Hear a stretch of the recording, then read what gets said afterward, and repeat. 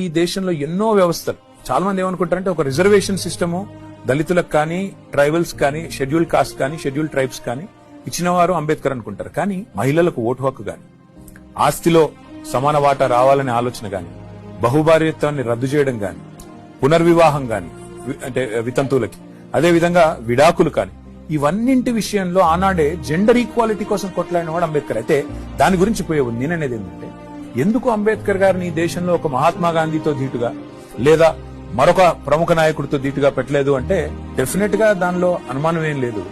ఆనాటి నుంచి ఈనాటి వరకు ఇంత గొప్పవాడైనప్పటికీ ఈయనను, ఆయన చరిత్రను గాని ఆయన గొప్పదాన్ని గాని చెప్పేవాళ్ళు లేకపోవడమే కాకుండా తెలిసి కూడా కావాలని చిన్నగా చేసి చూపెట్టే ప్రయత్నం ఇండియాలో జరిగింది. బయట మాత్రం మీరు అన్నట్టుగా మీరు ప్రపంచంలో ఎక్కడ పోయినా, నేను లండన్ పోయినాను. లండన్ లో అంబేద్కర్ గారు ఎక్కడైతే ఉండి చదువుకున్నారో, ఏ ఇంట్లో ఉండి చదువుకున్నారో, ఇవాళ దాని మ్యూజియం గా మన ప్రభుత్వం, భారత ప్రభుత్వం మారిస్తే స్టాచ్యూని కూడా తీసుకుపోయి దాన్ని మన తెలంగాణలో మనం పెట్టిన 125 ఫీట్ల విగ్రహం ఏదైతే ఉందో దాని యొక్క రెప్లికాని తీసుకొని పోయి అక్కడ పెట్టొచ్చినాం. ఆ క్రమంలో ఆ ఇంట్లో మొత్తం లండన్ లో ఉండే అంబేద్కర్ రైట్స్ అందరూ వచ్చినారు.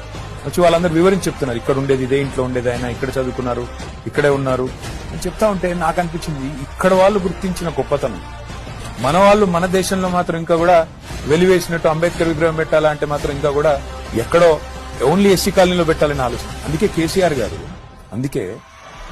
నగరం నడిబొడ్డు, సెక్రటేరియట్ పక్కన నగరం నడిబొడ్డు అంటే ఇది మార్పు అనేది. ఈ మార్పు రావాలి, అంబేద్కర్ గొప్పతనం సమున్నతంగా సర్వోన్నతంగా అందరికి తెలవాలనే ఒక మంచి ఉద్దేశంతో చేశారు.